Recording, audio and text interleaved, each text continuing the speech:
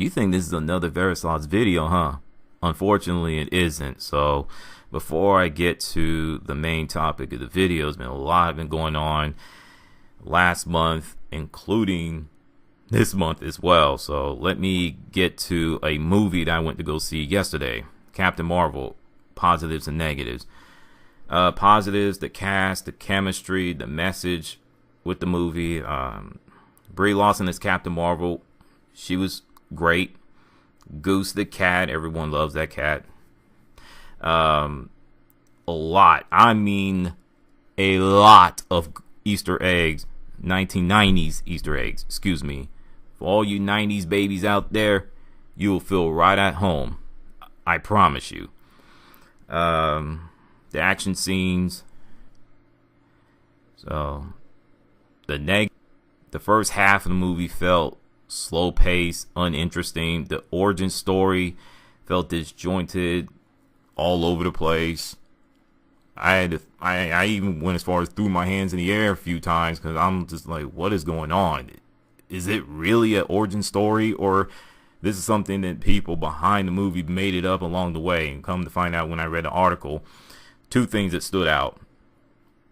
It was supposed to be they were going to go with the original origin story, but because of, the dark history, including the 1980 where Captain Marvel was sexually assaulted and impregnated by intergalactic supervillain, they didn't want to go down that road.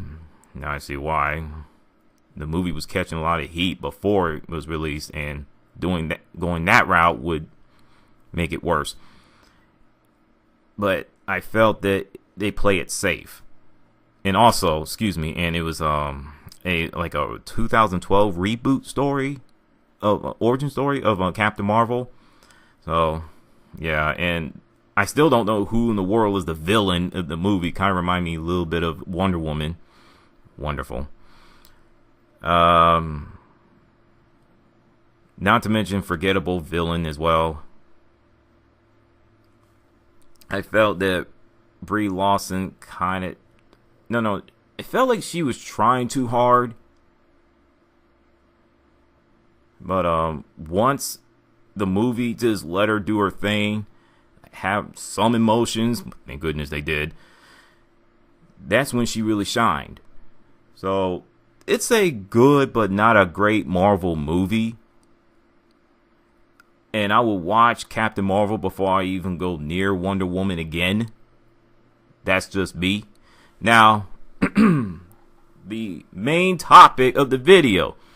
Anthem is the main talk of the video game world / virtual streets, whatnot. A lot of people do not like this game at all. And I've been staying away from videos and articles from the game Anthem because a lot of negativity, unnecessary amount of negativity, toxicity, and everything. I can do a whole nother video of certain topic later on this year or whatnot. Now, I found an article from Kotaku and Game Rant. I'll put the link in the description. I'm going to read you parts of it. It's been a rough launch for BioWare's new loot shooter, and some PlayStation 4 players are now finding that their game occasionally shuts off their system as well. And when encountering a crash or a game error, sometimes I get booted to the main menu or out of the game completely to the PlayStation 4 dashboard, according to a user from Reddit. But twice now, when trying to matchmake, my PlayStation 4 has completely turned off. It's not just happening with the standard PS4, it's also PS4 Pro.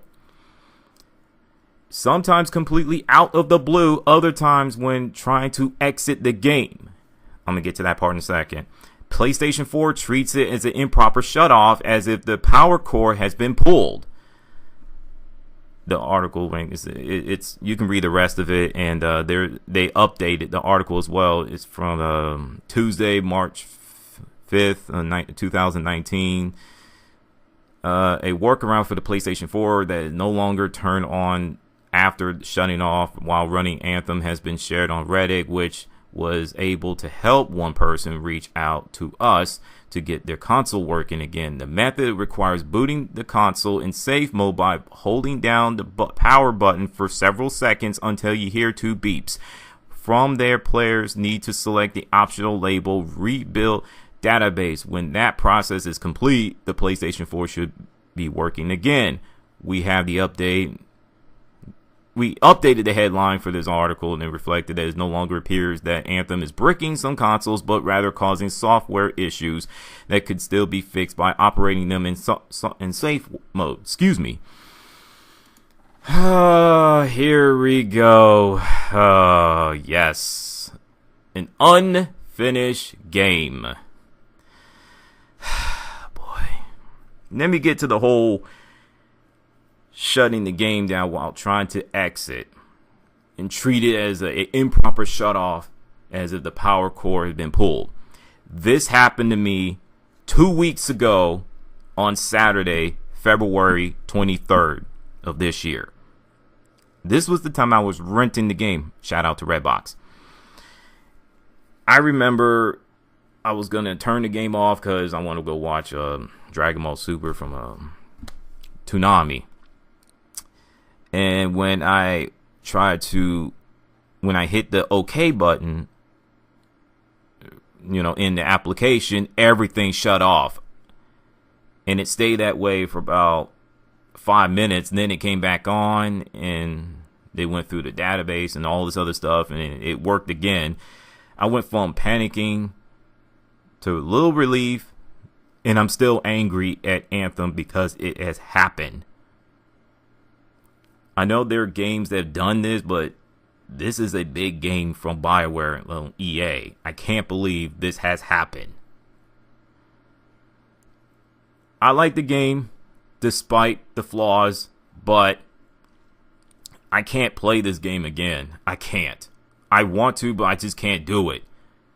I put in 23 hours into this game, and I want to finish it and see where the story goes, to finish the story. But that bug, that game-breaking bug, it scares me to the point I just don't want to touch the game again. I'm so beyond sick of unfinished games being released out the door for make a quick buck. It goes back to this Gaming Still Fun Part 3 video I made back in 2012. God, it's happening more and more and more now.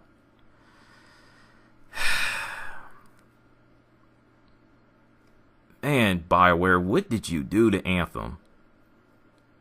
I'm done. What's your thoughts? Peace.